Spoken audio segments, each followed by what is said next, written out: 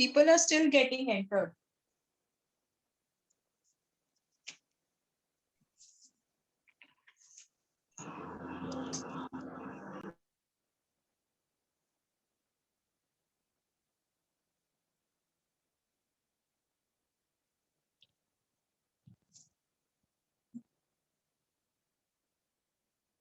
Okay, chalo, let's start.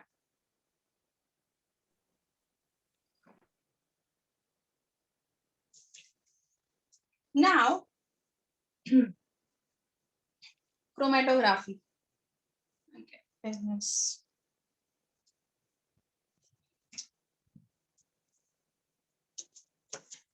So when you talk about this chromatography method,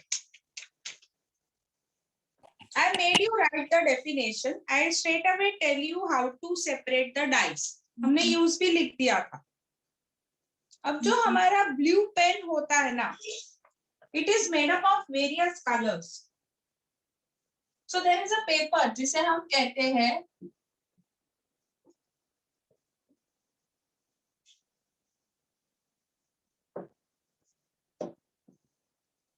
so अभी मैं क्या करूंगी, I will take a paper, chromatography paper बोलते हैं. ऐसे I draw a line, okay, with a pencil. Now मैं यहाँ पे एग्जैक्ट सेंटर में एक ड्रॉप रखूंगी. किसका ड्रॉप रखूंगी? I keep a drop of blue ink. Okay, so this is. Ma'am centre में क्यों रखना? पूरा कर लेने दो, फिर समझाती हूँ. तुम खुद ही समझ जाओगे, मुझे एक्चुअली समझाना भी नहीं पड़ेगा बेटा. ठीक है, अभी देखो ये सेंटर में हमने रख दिया एक ड्रॉप. नाउ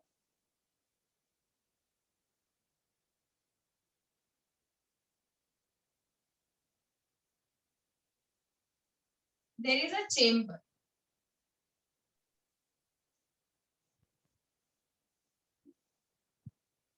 ये चेम्बर है,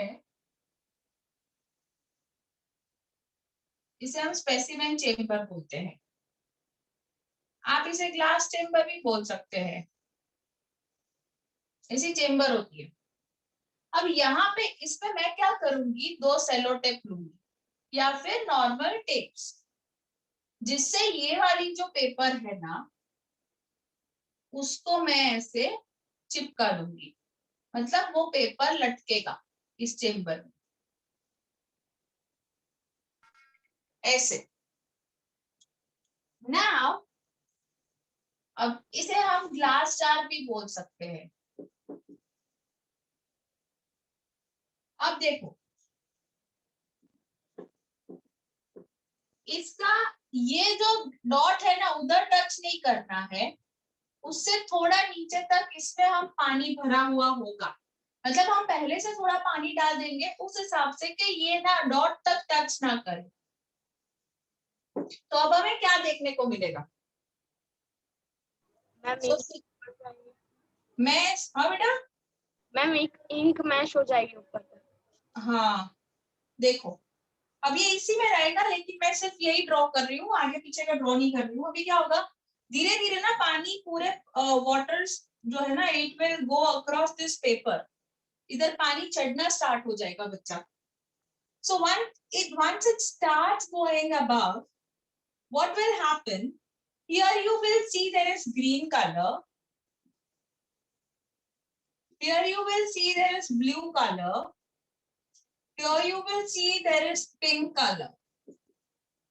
So basically एक ब्लू कलर की डाई को बनाने के लिए जितने कलर ऐड किए होंगे वो सारे कलर इधर फ्रैक्शन में आ जाएंगे.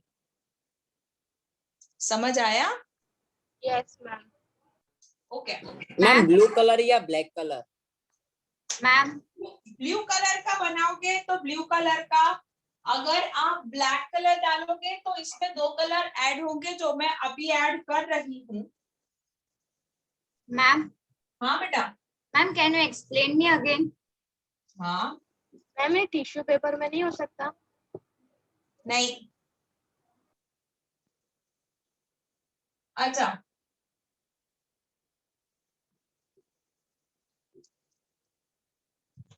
अब मान लो कि ये डॉट है ब्लैक कलर की इंक का, ब्लैक कलर की इंक का डॉट मैंने यहाँ पे रखा। अब यहाँ पे इस पेपर को इस ग्लास जार में इधर टेप से मैंने ऐसा हैंगिंग स्टिक किया, जिस तरीके से यहाँ पे पानी का लेवल इतना आ सके, इधर डॉट को टच नहीं करना चाहिए। Gradually you will see that the water is going up. So once it goes up, ये इंक जितने कलर का डाई से बना होगा उतना कलर आपको डॉट उसका मिलता जाएगा। जैसे ग्रीन है, ब्राउन है, ब्लू है, येलो है, पिंक है, अगर इतने सारे कलर दिखते हैं उसका मतलब कि ये ब्लैक कलर जो है वो इतना सारे कलर का ब्लेंड है। समझे? Yes, ma'am. And that is how you can separate different colors. So chromatography के सिर्फ कलर डाई एप्लीकेशन ही नहीं है। अगर हम एप्लीकेशन की बात करें क्रोमेटोग्राफी की, तो क्या क्या सेपरेशन में हम यूज कर सकते हैं? So first is it is used to separate colored solution, जैसे हमने अभी किया इंक। दूसरा यूज उसका क्या है? It is used to detect trace amount. Detect and identify trace amount of substance like bladder. एक मिनट, मैं थोड़ा सा इसको ऐसे घुमा दूं तो पूरा बोर्ड कवर हो जाए। हाँ,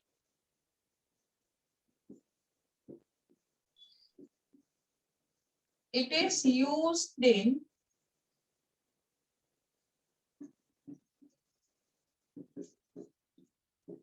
forensic science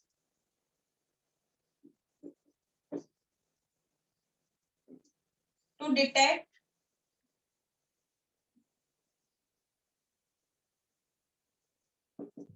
and identify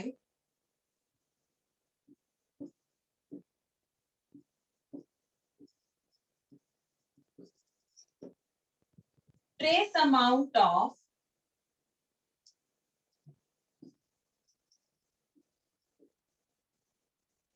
substances like poison। अब पॉइजन कहाँ होगा? ब्लैडर में।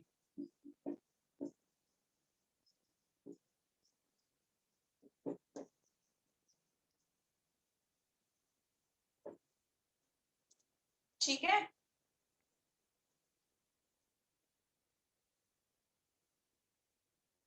एंड लास्ट यूज, ये क्वेश्चन पूछते हैं हाँ बेटा, this is very important.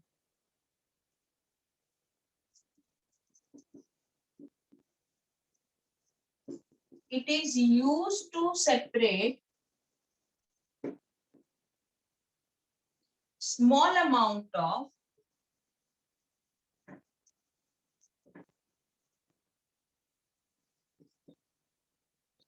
products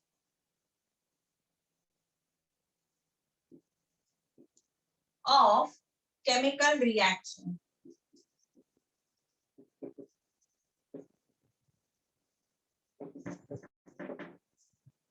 So these are the three things जहाँ पे हम क्रोमेटोग्राफी मेथोडोलॉजी यूज करते हैं। And moreover it's been use in making medicine, pharmaceuticals में यूज होता है। सो यू गाइस, हाँ मैम मुझे ये एप्लीकेशन का सेकंड पॉइंट नहीं समझ आ रहा। अच्छा, समझ लो, आपके ब्लैडर जो होता है ना, उसमें पॉइजन है। अब ब्लैडर में और भी तो सारे केमिकल होंगे, जैसे यूरिया होता है, सॉल्ट्स होते हैं, ग्लूकोज होता है, अमाइनो एसिड होता है, तो there are many components in your bladder, right? So we will keep a drop of the content, जो आपका ब्लैडर में लिक्विड है उसका हम यहाँ रखेंगे। Again we will dip this particular, जैसे यहाँ पे रख के we dip it in water, वैसे ही सॉल्वेंट होगा। Water is acting here as in solvent. So we will keep this particular strip in the solvent. जैसे ही रखेंगे वैसे ही यहाँ पे, जैसे ही वो सॉल्वेंट ऊपर चढ़ेगा पेपर के, you will see respective dots. If you see more than one dot, it means that this contains poison. अगर एक ही डॉट, अगर इसमें आपको यही डॉट यहाँ तक मिलता, जैसे दिस इज वन डॉट, अब यहाँ पे ऐसे ही ऐसे चढ़ के बस आ जाता तो कुछ नहीं, लेकिन जैसे ये चढ़ता है इधर अपीयरेंस अगर चेंज होता है मतलब पॉइजन प्रेजेंट है। समझ गए बेटा? Yes ma'am. यस मैम, पर उसमें कौन सा सॉल्वेंट यूज होगा? अब वो डिपेंड करता है बेटा, मैम हर एक चीज के लिए। देखो काफी बार एसीटोन यूज करते हैं, काफी बार ईथर करते हैं। सो मैम केमिकल रिएक्शन में भी ऐसा ही होगा? क्या बेटा? केमिकल रिएक्शन में भी गॉल ब्लैडर की तरह ही होगा? हाँ, चलो अभी आप लोगों को इसकी फोटो नहीं लेनी है, मैं आपको 2 मिनट का टाइम दे रही हूँ, आप इसको लिख लो, इसको।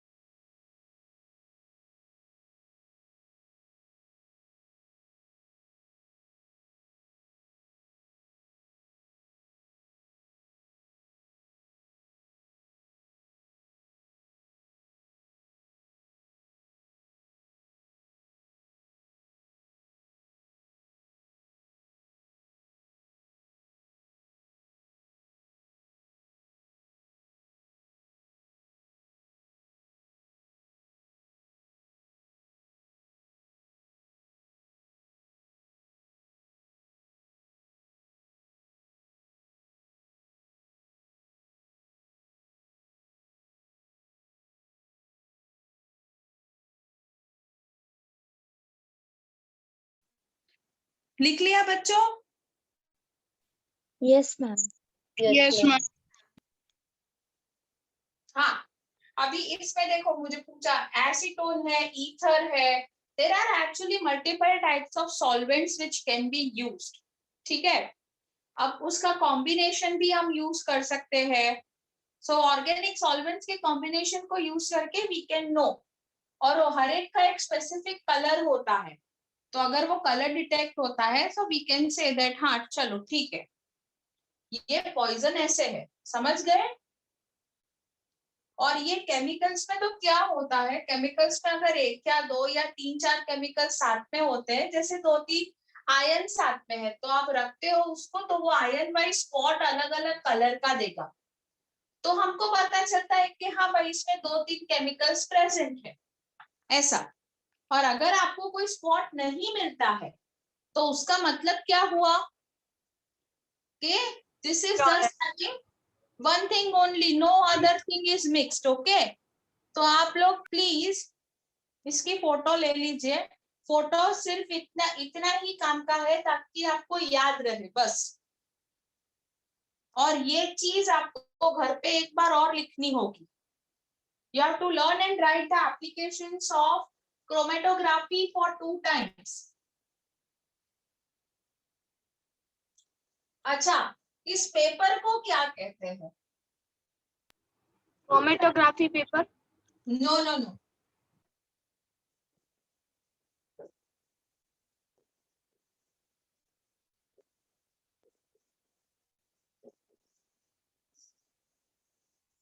क्रोमेटोग्राम पेपर बेटा।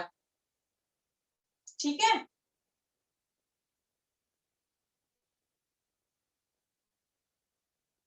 चलो अभी ले लिया ना screenshot? No ma'am wait. Okay okay,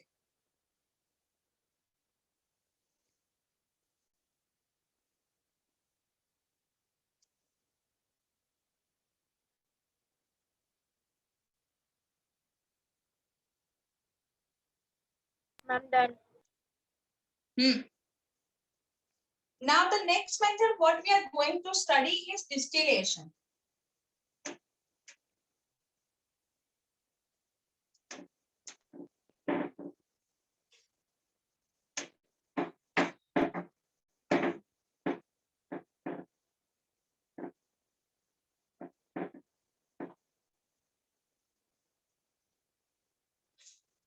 I am showing you how distillation works.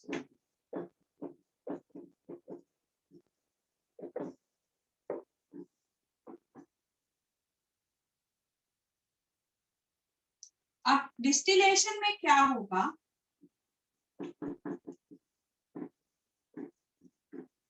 this is our sixth process to separate solid and liquid. Okay, so it is a process of heating of liquid to form vapor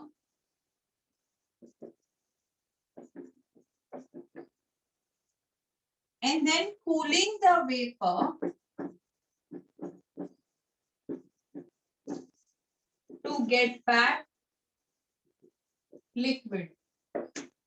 तो ये तो कैसे होगा, पहले आप बोल रहे हो हीट करो, फिर बोल रहे हो कूल करो. मैम पाइप थ्रू वेपर्स को वहाँ पे भेजेंगे, फिर कूल डाउन कर सकते हैं. हाँ,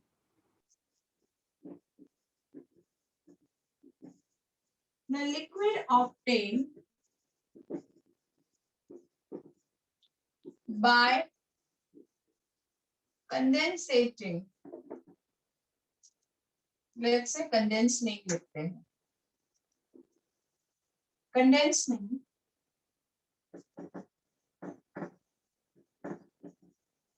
the vapor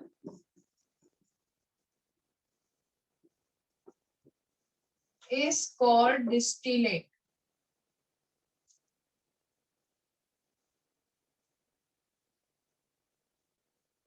ओके वो प्रोसेस को डिस्टिलेट कहते हैं या फिर वो वाटर? नहीं, मैं आपको डायग्राम में ही बता देती हूँ डिस्टिलेट किसे कहते हैं. चल अभी मैं पूरा डायग्राम ड्रॉ करती हूँ, so you will come to know distillation process कैसे होता है और हम किसे डिस्टिलेट कहते हैं.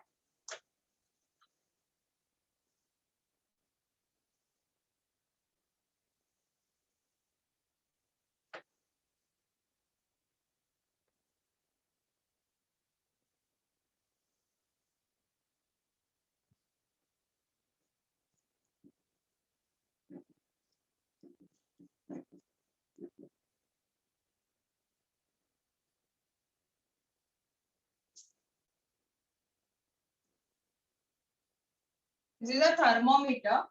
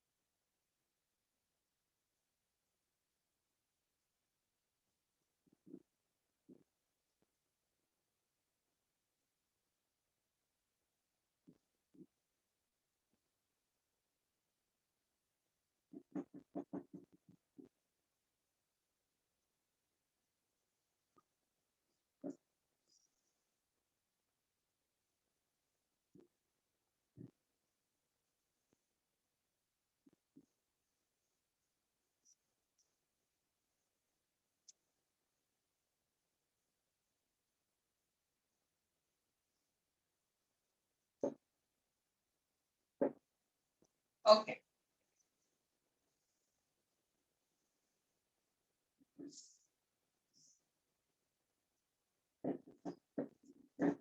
Imagine now this is a salt solution. Okay. यहाँ पे क्या प्रेजेंट है, सॉल्ट सॉल्यूशन. ओके अभी हम इसको गर्म कर रहे हैं.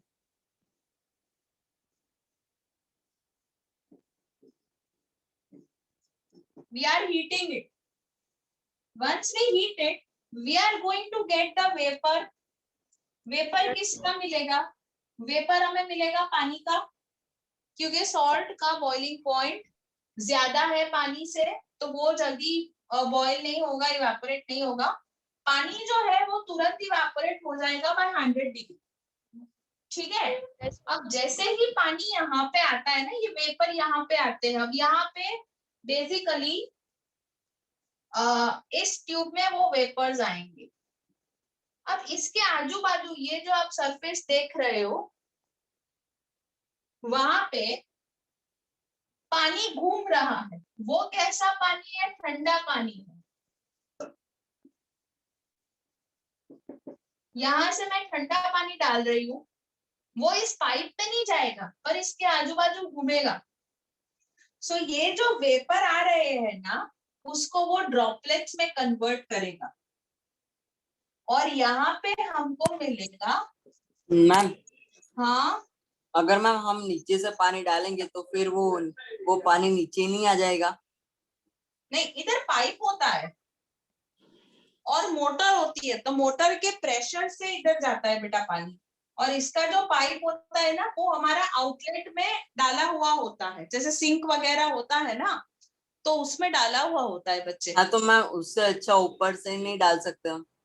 सी you can do any way around, it's not mandatory कि आप ऊपर से डालो। ये हम नीचे से क्यों डालते हैं वो मैं समझा देती हूँ। इधर से डालोगे तो पानी इधर से फोर्स से बाहर आ जाएगा, बट कई बार पानी यहाँ पे अच्छे से नहीं निकलता है। दूसरा, सिर्फ यहाँ पे जब मटेरियल आता है ना, तब ठंडा करता है।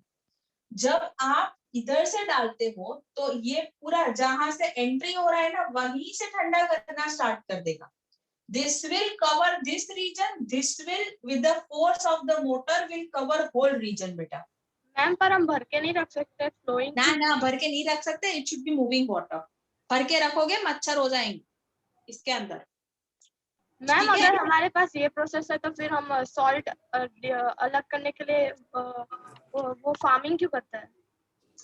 क्योंकि इसमें कितना सॉल्ट होगा, उसमें मैम ऐसा ज्यादा बड़ा होगा ना कंटेनर इसलिए। बना सकता है ना?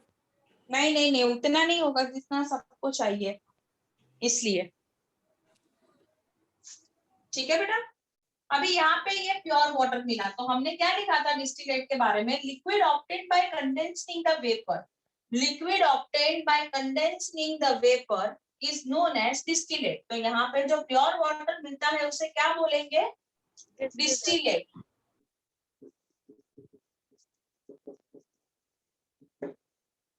समझ गए? Yes ma'am. So this is how your distillation process works. Is it clear in your mind? Ma'am, we have to draw this diagram. Yes, you have to definitely draw this diagram. It's been already given in your textbook. Ma'am इसमें thermometer क्यों रखते हैं? ताकि पता चले ना कि 100 degree आ गया है, तो फिर हम कांस्टेंट बॉइलिंग करते रहेंगे तो सॉल्ट भी आ जाएगा ना। हमको तो वाटर सेपरेट करना है इसमें से by the difference of the boiling point. तो फिर यहाँ से हम फ्लेम कम कर देंगे ना, 100 डिग्री एक बार इधर रीच हो गया है तो। Yes.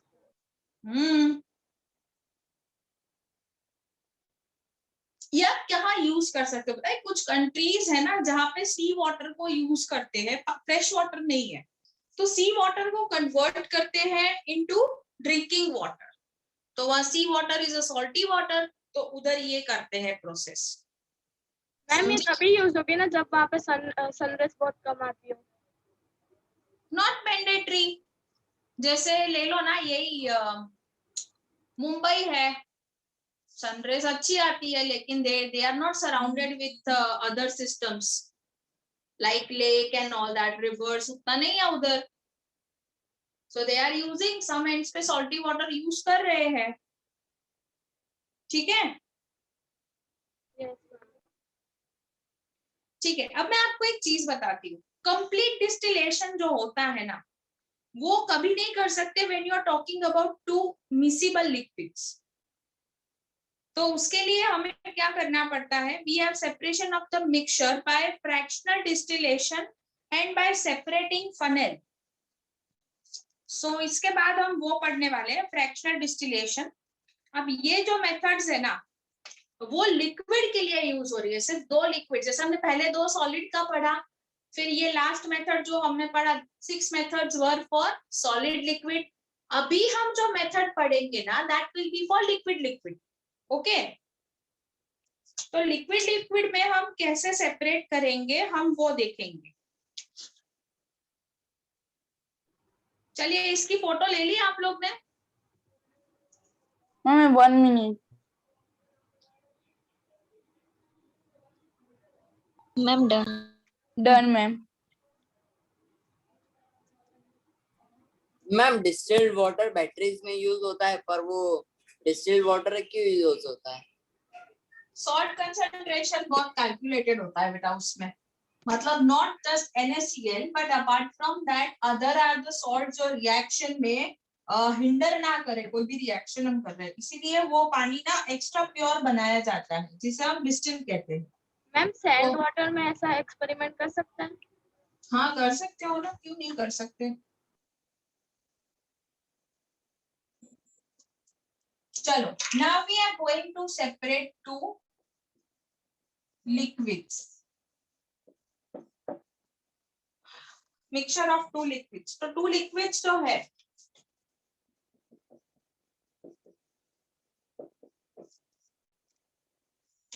तो कैसे सेपरेट होंगे?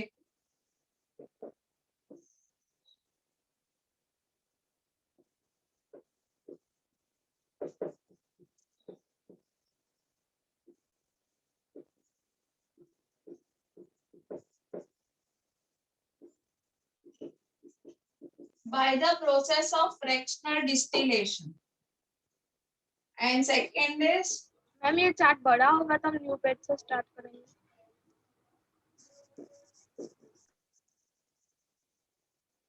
by using separating funnel। खत्म हो गया चार्ट, ठीक है। अब जैसे मिक्सचर ले लो, मिक्सचर क्या है? I have my first mixture which is oil plus water. अब आपने ऑयल प्लस वाटर में एक चीज देखी होगी कि ऑयल ना पानी के ऊपर तैरता है। तो first let's talk about separating funnel. तो सेपरेटिंग फनल कैसे एक्ट करता है उसमें?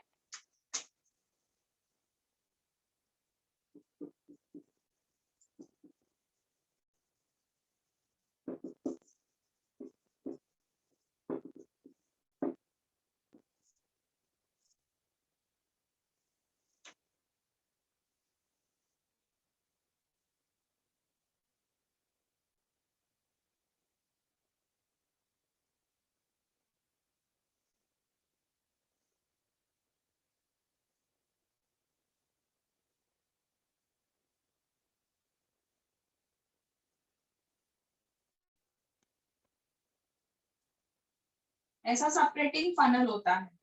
अभी क्या हुआ, इधर ये ऑयल है जो ऊपर तैर रहा है और इधर क्या है, नीचे वाटर है। जिसका वेट कम होगा ना, जैसे आप और ऑप्शन में क्या ले सकते हो, केरोसिन, केरोसिन के साथ वाटर। तो अगर केरोसिन प्लस वाटर है या फिर ऑयल प्लस वाटर है तो वाटर नीचे रहेगा, ऑयल ऊपर रहेगा। तो हम क्या करेंगे,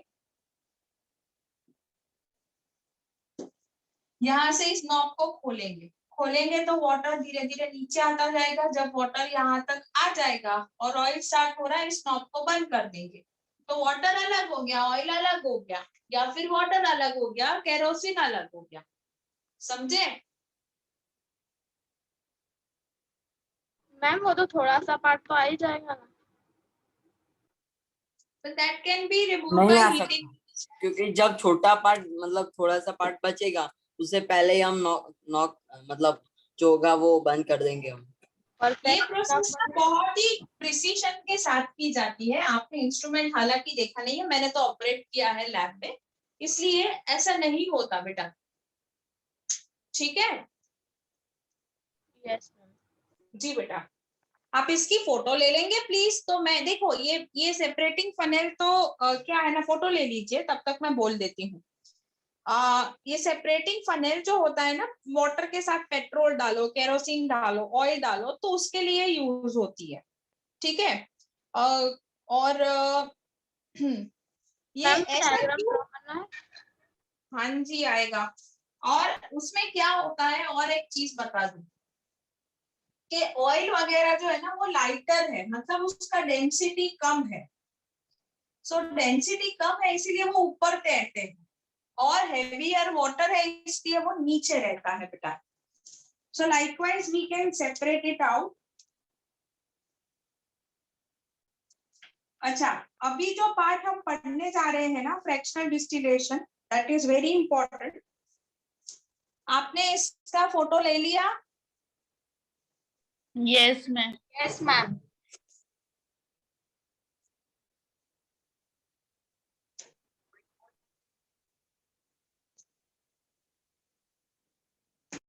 अब फ्रैक्शनल डिस्टिलेशन याद रखना।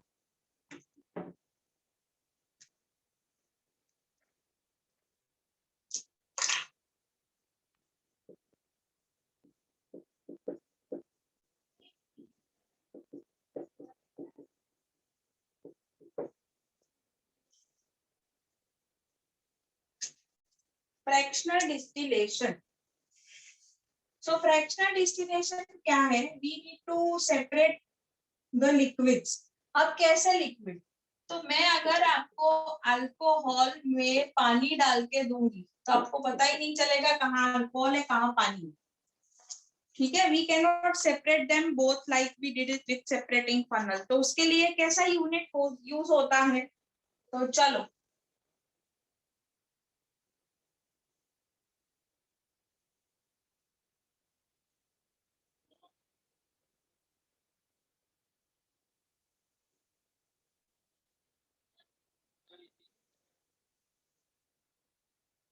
ये देखो, ये जो है ना एक फ्रैक्शनल कॉलम है। अब इसमें ना ऐसे बीड्स होते हैं, इसे कहते हैं ग्लास बीड्स।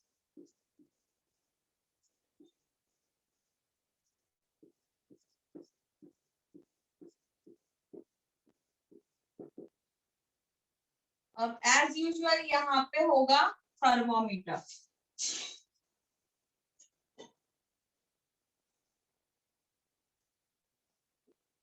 ऐसा ये कवर है, यहां से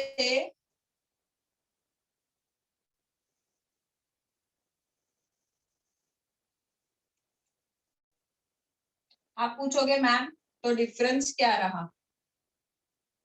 सब कुछ तो सेम है, ये अलग है सिर्फ। और ये अलग है, इससे फायदे क्या होते हैं वो मैं आपको समझा देती हूँ।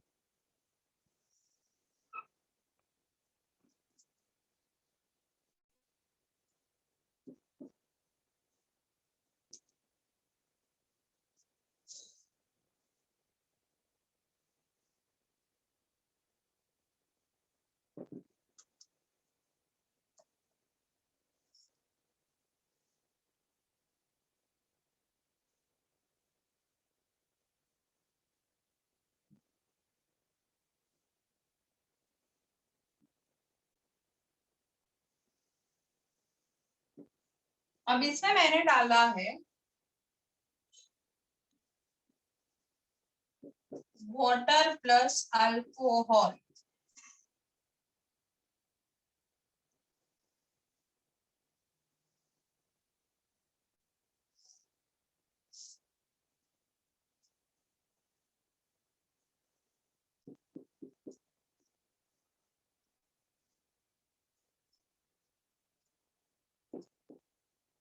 यहाँ पे बर्नर है। अब क्या होगा, ये वाटर प्लस अल्कोहल हीट होना स्टार्ट होगा। हीट होना स्टार्ट होगा तो ये वेपर्स आना स्टार्ट होगा। अब ये वेपर्स है अल्कोहल प्लस वाटर के। किसके है vapours? Alcohol plus water.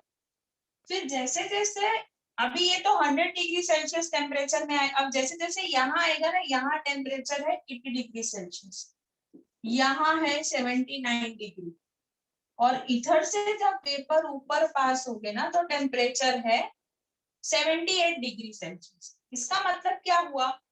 Water कब तक वेपर फॉर्म में होगा? जब तक यहाँ है, क्योंकि यहाँ क्या है 100 डिग्री सेल्सियस। अब जैसे ही इधर से वेपर आगे आएगा, वाटर का वेपर नीचे रहता जाएगा और अल्कोहल का ऊपर आते जाएगा।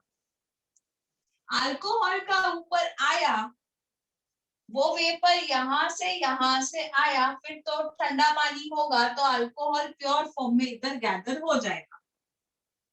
समझ आया बेटा? Yes ma'am. So basically this column helps us to receive different temperatures. क्योंकि ये हाँ बेटा बोलो। मैम मुझे एक बार फिर से समझाओ। हाँ देखो, ये वाटर प्लस अल्कोहल है। अभी यहाँ से हीट हो रहा है, टेम्परेचर हमारा 100 डिग्री सेल्सियस तक हो चुका है। जैसे जैसे ये ऊपर आएगा ना, यहाँ से टेम्परेचर कम होता जाएगा, 80 होगा, 79, 78। अब पानी तो 100 डिग्री पे ही वेपर फॉर्म करेगा ना, कम होगा तो नीचे आ जाएगा। अल्कोहल सिर्फ ऊपर तक ट्रैवल करेगा, अल्कोहल का वेपर्स, फिर वो वेपर इधर जाएगा, इधर कंडेंसेट होगा और यहाँ पे प्योर फॉर्म में निकल जाएगा लिक्विड बन के। Okay ma'am. ठीक है मैम हाँ। मैम पर इसमें छोटे छोटे पेबल्स हैं राइट? हाँ तो मैम पर इसमें से छोटी जगह होगी तो फिर लेस क्वांटिटी में ही अल्कोहल ऊपर जाएगा ना? हाँ, बहुत लेस क्वांटिटी में, मतलब ये प्रोसेस को होने में ही 3 से 4 घंटे लगेंगे। अगर आपने एक छोटी सी ग्लास करी है ना, जैसे आपने मान लो कि ये इतना लिक्विड लिया है, मान लो 50 ml लिक्विड लिया है, तो 50 ml के 100 ml को निकालने के लिए 3 से 4 घंटे तो लग जाएंगे बेटा। हाँ मैम पर उसमें भी हम श्योर तो नहीं है कि इसमें प्योर अल्कोहल ही होगा, क्योंकि मैम थोड़ा अमाउंट तो वाटर भी आएगा ही। नहीं आएगा, नहीं आएगा, मैं क्यों वही मैम? बोल रही हूँ। 78 degree Celsius is the boiling point of alcohol बेटा। Boiling point of water is 100 degree. वो वेपर फॉर्म में 100 डिग्री तक ही रहेगा। अगर थोड़ा सा भी आप टेम्परेचर लोअर करते हो, so it will transfer itself into the liquid form. Ma'am पर 78 डिग्री सेल्सियस पे भी वाटर तो बॉईल तो होता ही है। कर लेना, वेपर नहीं बनेगा, 110% वेपर नहीं बनेगा।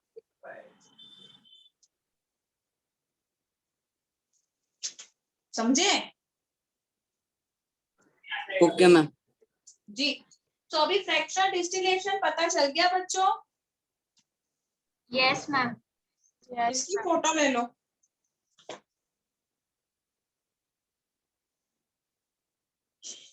जैसे बहुत सारे आप मिक्सर्स कर सकते हो, एसीटोन है, एसीटोन प्लस वाटर है, क्योंकि एसीटोन का बॉइलिंग पॉइंट तो 56 ही है, तो जल्दी डिस्टिलेट हो जाएगा।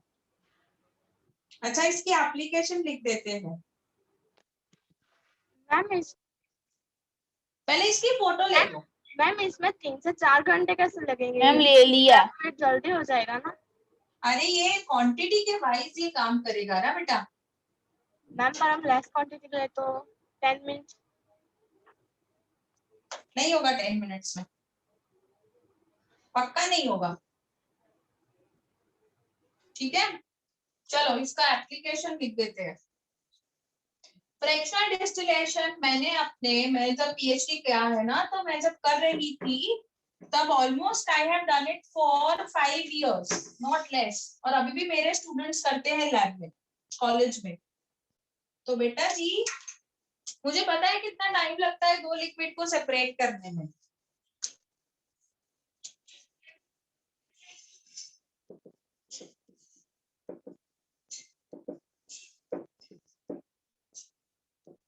Okay first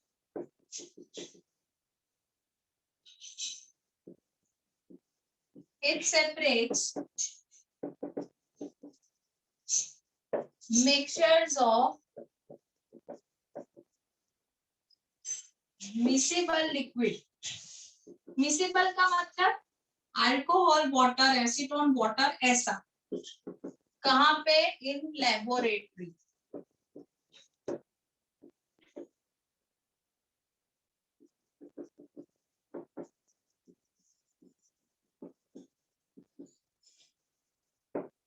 Then it is used to separate crude oil। Crude oil क्या, पेट्रोलियम।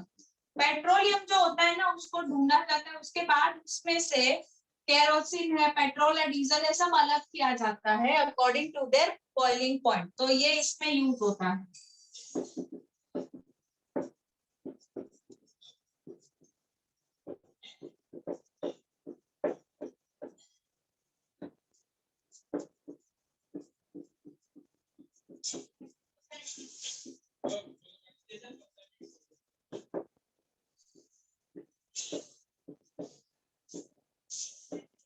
ओके, एंड इसका थर्ड एप्लीकेशन है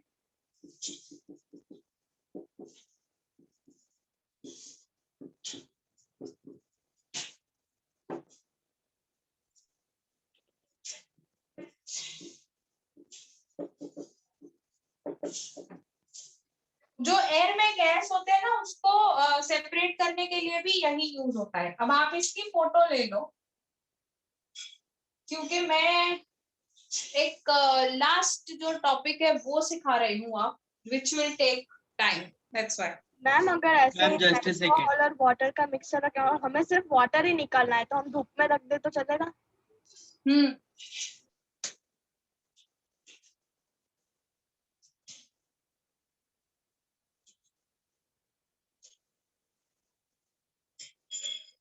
फोटो ले ली? Yes ma'am. Ma'am just a second. Hari अपना बच्चा। मैम ये एयर के गैसेस कैसे सेपरेट कर सकते हैं?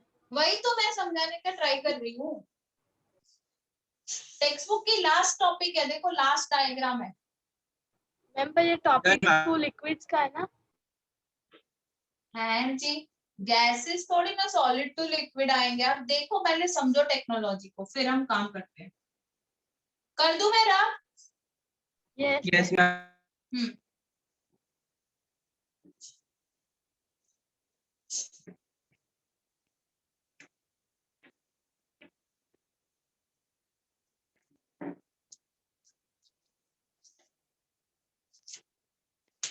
अब गैस में क्या होता है, हमारा जो एयर होता है ना, it's a mixture of nitrogen, oxygen, argon, carbon dioxide, helium, neon, krypton and xenon. बहुत सारे गैसेस होते हैं। मैं आपको मेन गैसेस की बात कर देती हूँ। नाइट्रोजन होता है, उसका बॉइलिंग पॉइंट है -196, इसका बॉइलिंग पॉइंट है लोएस्ट। आर्गन है, आर्गन का है -186 degree Celsius, and rest is oxygen जिसका है -183 degree Celsius. This has the highest BP as boiling point. अब मैं क्या करती हूँ, एयर जो होता है ना उसमें से डस्ट निकाली जाती है और फिर उसमें से कार्बन डाइऑक्साइड को भी रिमूव किया जाता है। There is a cooling process जिससे आप ड्राई आइस बना सकते हो। उसके बाद एयर को ना हाई प्रेशर पे कंप्रेस किया जाता है। ये एयर है, हाई प्रेशर पे उसको कंप्रेस किया जाता है। कंप्रेस मतलब आप छोटे जगह पे उसको अकोमोडेट करो।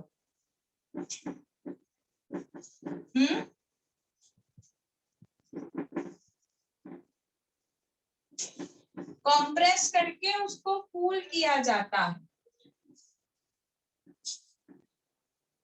कूलिंग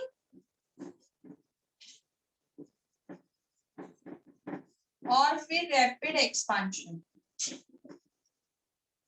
आपको अगर डायग्राम फॉलो करना है ना तो देखो मैं बताती हूँ आप लोगों को। मैम पेज नंबर 24 ना? मैम वो तो आगे पूछो 2.12। हाँ 2.12 ये वाला। यस सो अभी देखो एयर को ना बेटा, यहां से एयर ने एंट्री लिया। मैम थोड़ा नजदीक लाओ। अभी दिख रहा है सबको? Yes ma'am. एयर ने यहाँ से एंट्री लिया, फिल्टर होके आया एयर। एंट्री लेने के बाद एयर यहाँ से ऊपर आया, यहाँ पे हमने एयर को कंप्रेस किया। कंप्रेस मतलब दबाया। मैम पर कंप्रेस कैसे होगा, उसको ऐसे दबाएंगे हम तब चेम्बर मैम पर क्लोज है, चेम्बर क्लोज है। क्लोज चेम्बर को एयर को पिस्टन से प्रेशर देते हैं, इसलिए वो कंप्रेस करता है बेटा। ठीक है? Okay ma'am.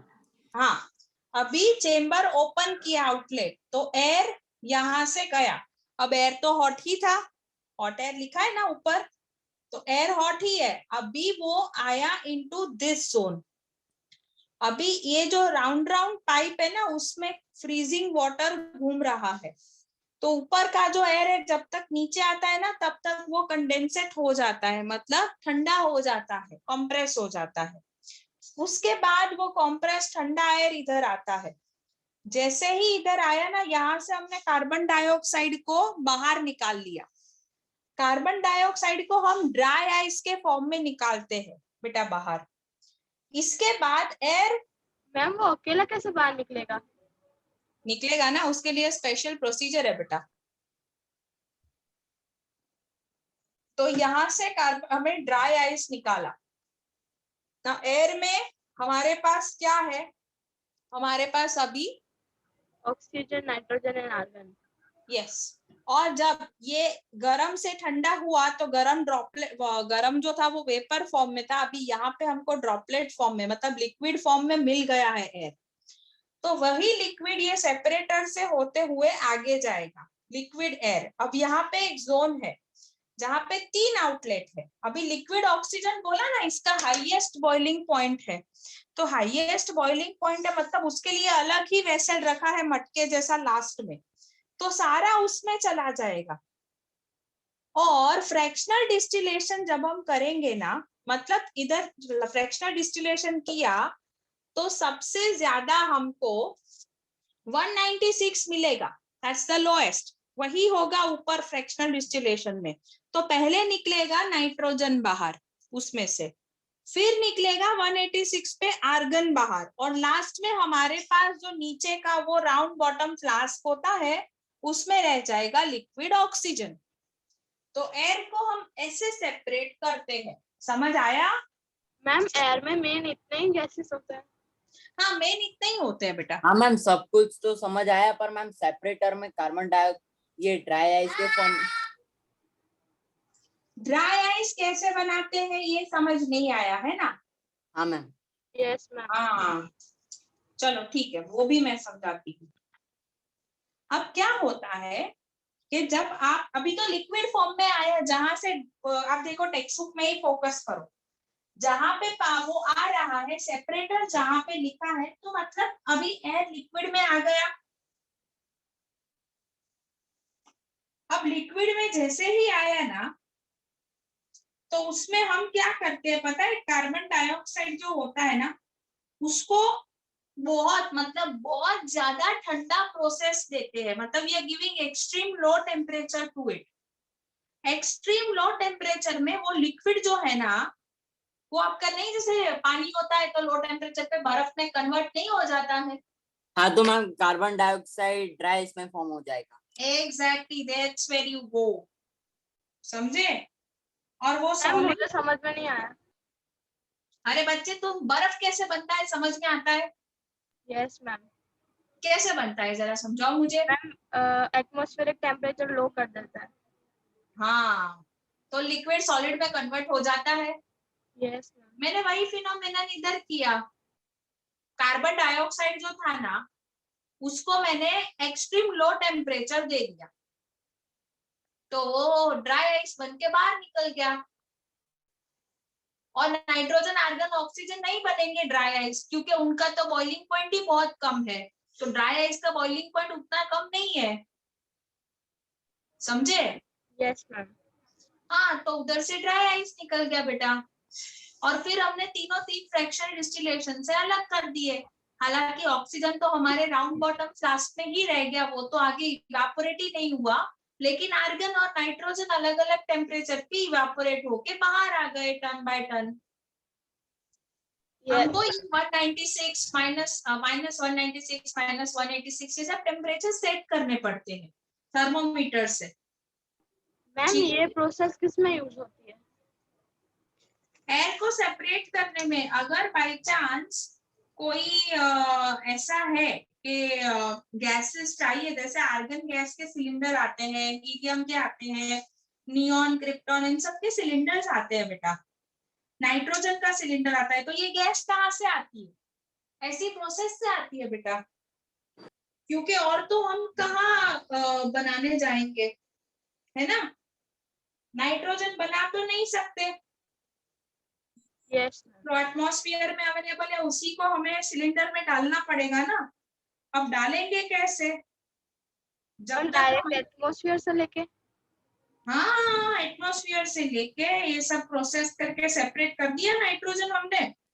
अब नाइट्रोजन हमारे हाँ, पास तो लिक्विड मैम फॉर्म में है, तो उसको हम गैसियस फॉर्म में कन्वर्ट कर देंगे टेम्परेचर डिफरेंट करके, तो वो गैस में कन्वर्ट हो जाएगा। समझ गए? यस मैम, पर मैम मुझे मतलब ये कंफर्म हो जाएगा कि सब कुछ मतलब कोई भी गैस को बनाने के लिए लिक्विड एयर बेसिक है। हाँ, लिक्विड एयर इज बेसिक बेटा, and let me tell you one thing that बहुत सारे गैसेस केमिकली भी सिंथेसाइज होते हैं, so every time it is not just air, but sometimes people they use chemicals, certain chemicals to generate these gases, but that is a temporary stuff. I mean, you can't create so much on a larger volume. इसीलिए तो क्या problem होती थी, देखो जैसे oxygen है, तो सब नहीं बोलते थे लिक्विड ऑक्सीजन के सिलेंडर्स अभी कोरोना में डिस्पैच किए हैं ये कंट्री ने, ना वो कंट्री ने, यहाँ पे है ना ऑक्सीजन सिलेंडर डिस्पैच। तो ये सब ऑक्सीजन इनके पास कहाँ से आता था इतना सारा? ये सब इसी तरीके से बना बना के बेचते थे, और हमारे वहां पे क्या था, ये बनाने का इतना ज्यादा फैसिलिटी नहीं है, तो जितना था उतना हमने दे दिया था सबको। समझे ना बेटा? होगा। चलो मैम अभी, हाँ बेटा क्या हुआ? मैम लिक्विड ऑक्सीजन में हाइड्रोजन प्रेजेंट होगा, नहीं, तो ऐसे ही लिक्विड बन जाएगा। हाँ हमने इम्प्योरिटीज निकाल दी है, जब फिल्टर करेंगे ना तो उसमें वो निकल जाएगा बेटा। Okay ma'am. हाँ अच्छा, सो इसकी फोटो आपको चलेगा, नहीं लोगे तो सिर्फ ये बॉइलिंग पॉइंट जो है उसका फोटो ले लो।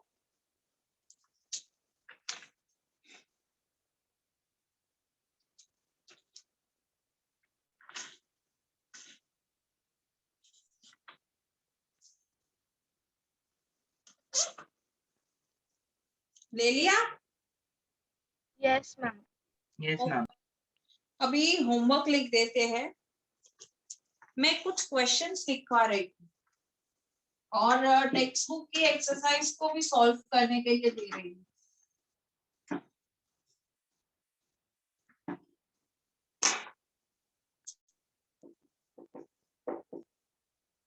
चैप्टर 2 खत्म हो गया। हाँ बच्चा, यस मैम। अभी आप लोग टेक्स्ट बुक निकालो, उसमें मैम ये हाँ मैम ये एयर वाला आपने जो समझाया वो ड्रॉ करना है नोटबुक में? हाँ नहीं नहीं नहीं, वो ड्रॉ नहीं करना है, वो एक्सप्लेन करना है। Okay ma'am. Ma'am text book में कौन सा पेज नंबर निकालना है? मैं वही कर रही हूँ बच्चे। 30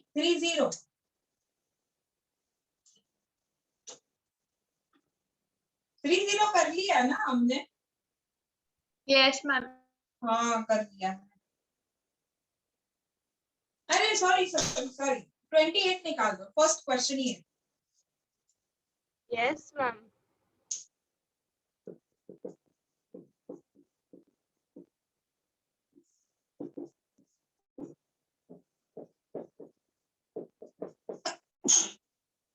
I'm sorry.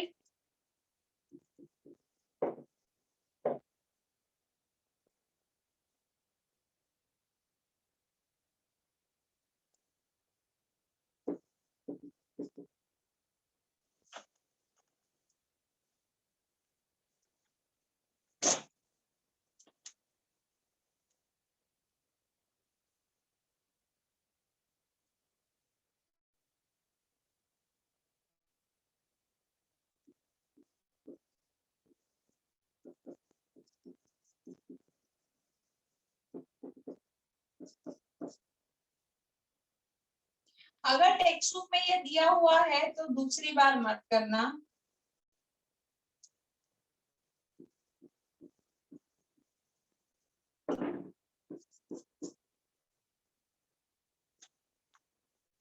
मैम ये हमें सॉल्व करना है ना नोटबुक में?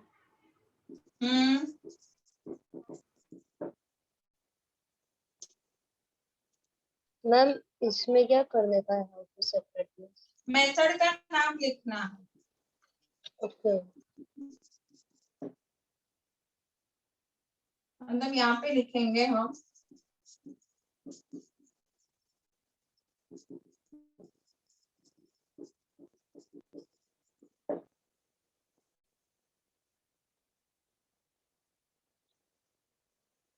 सिर्फ मेथड का नाम। हाँ बेटा,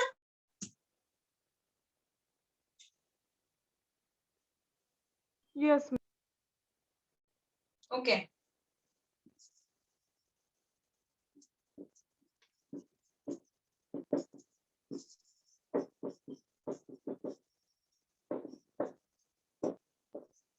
एप्लीकेशन हमने किसके लिखे?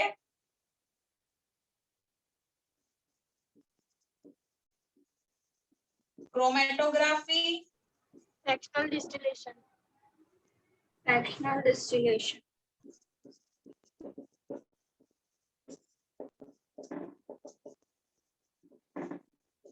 And centrifugation. उसका तुम सोचना कि क्या किस किस में काम आ सकता है। ठीक है, चलो ये तुम्हारा होमवर्क है, फोटो ले लो। मैम 2 टाइम्स लिखना है? ये लो लिख देते हैं, चलो।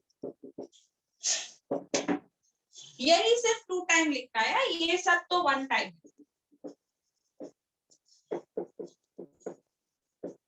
ओके, फोटो ले ली? No ma'am wait. चलो फटाफट से ले लो।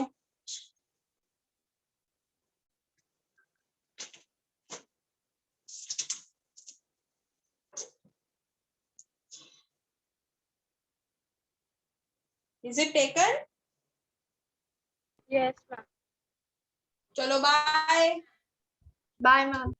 Bye bye ma'am. Bye, ma'am.